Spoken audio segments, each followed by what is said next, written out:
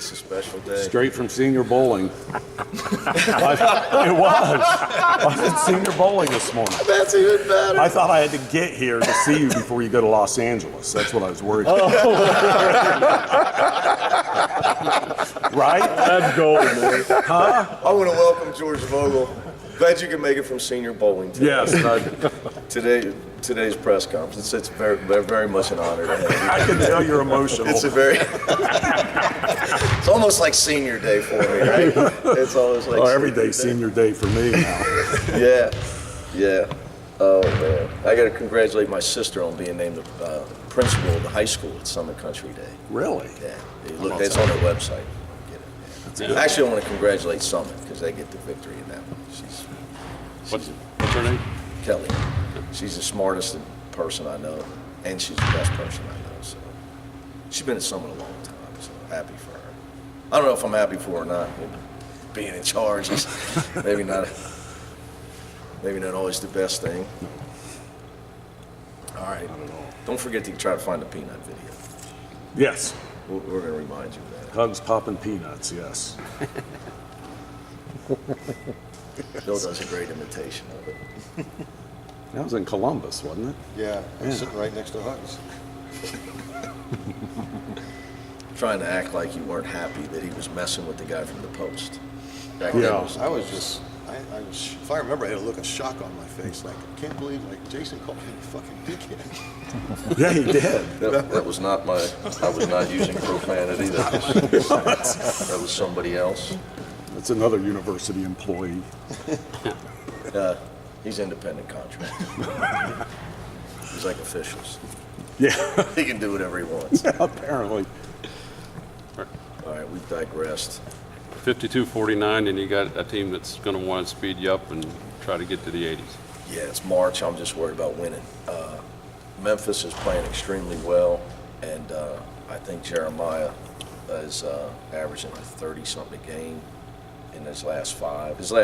We're big. I always look at the team's last 5 game stats. And he's 23 assists, 7 turnovers, 30-something points a game, 47 points from the three, or 47% from 3. Nobody, I think so. I didn't know they even had this, but Antoine Jackson just told me he won National Player of the Week. I didn't even know they had stuff like that.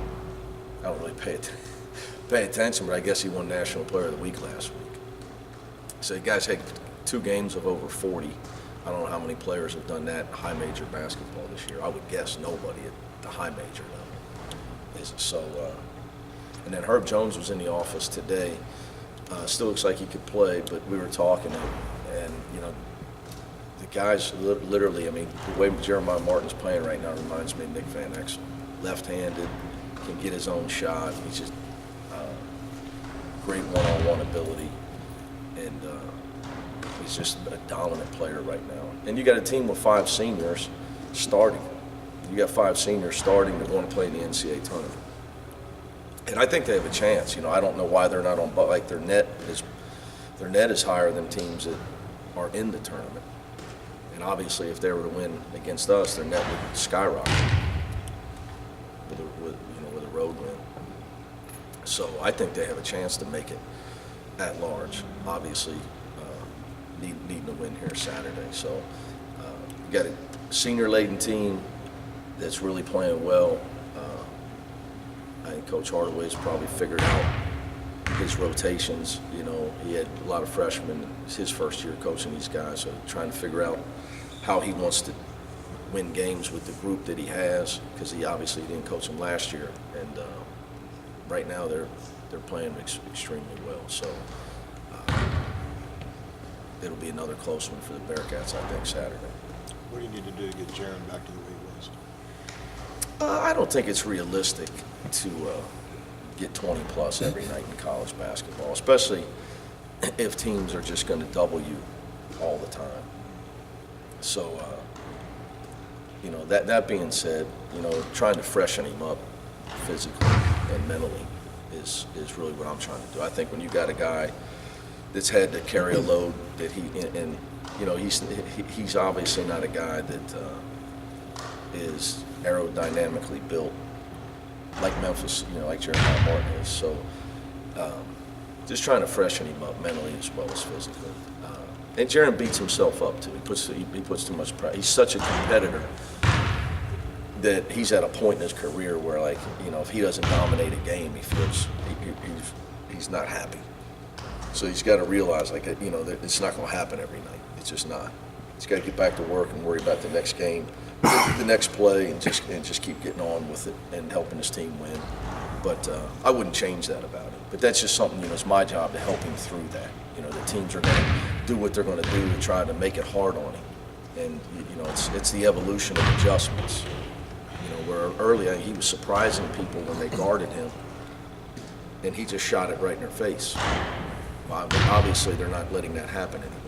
You know, it's not like I'm giving away a trade secret. I mean, his teams are way more in tune to stopping him in any way they can. So it's just, you know, he's got to continue to adjust and got to move better without the ball. Does he look physically tired to you?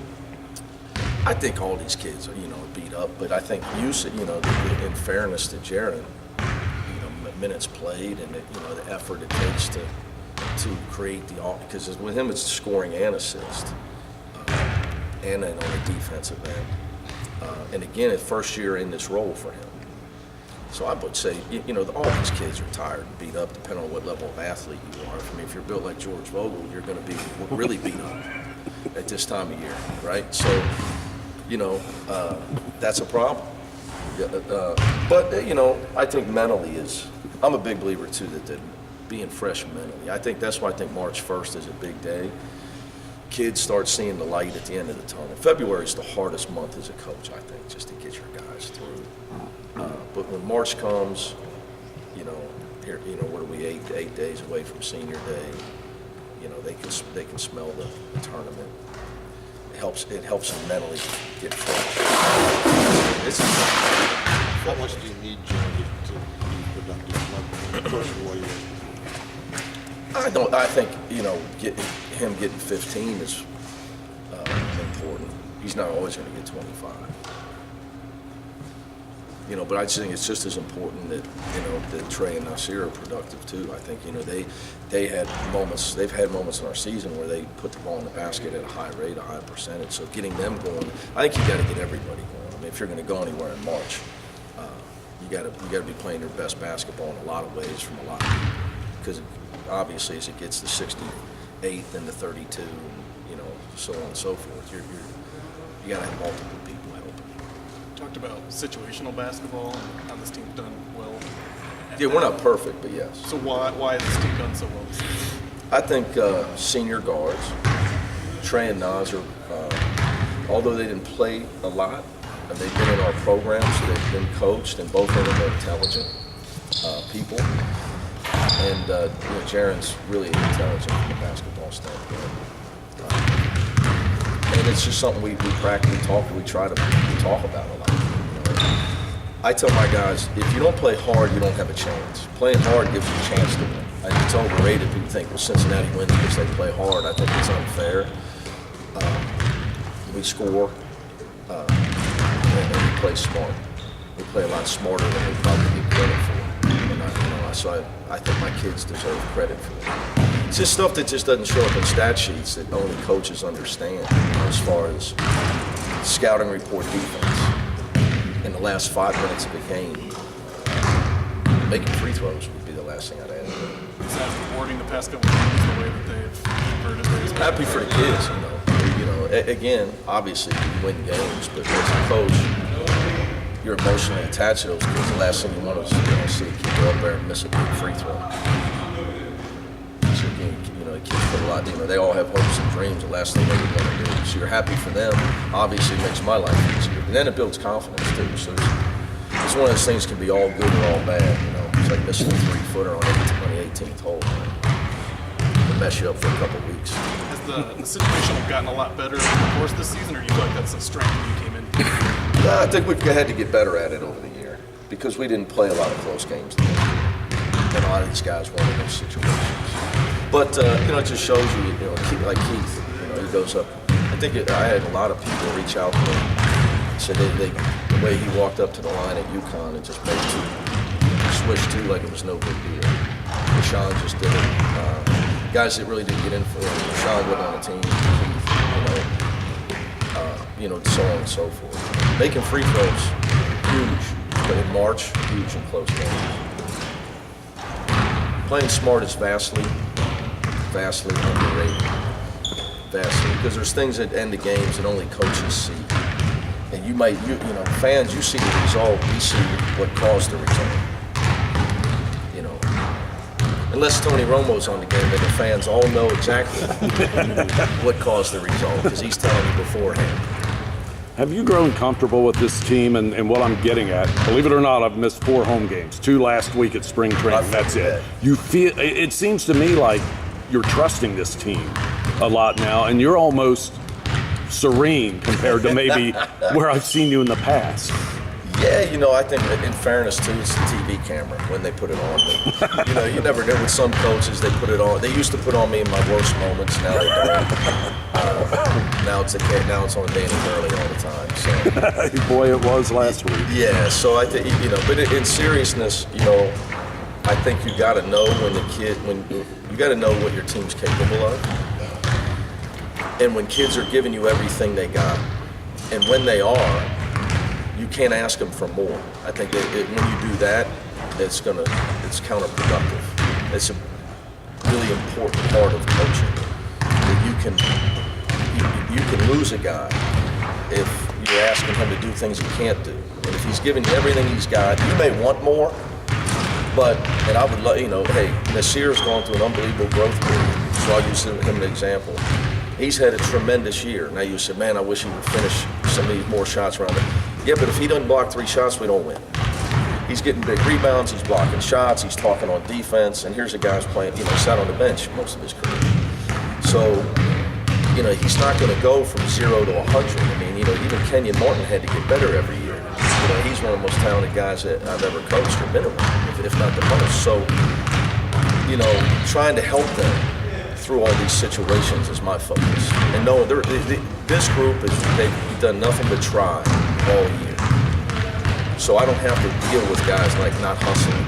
I'm just trying to coach strategy, and to be honest with you, I'm trying to keep Nasir positive when he makes a mistake, or doesn't finish a basket, because he and Trey they're really hard on themselves.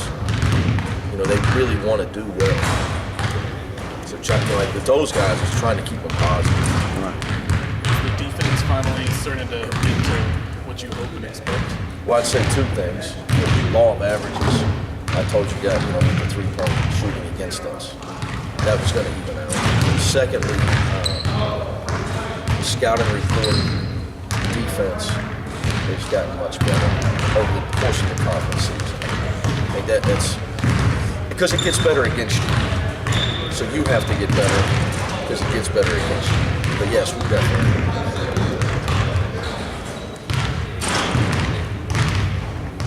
Really? Is there really senior bowling? Yeah, it's a senior league.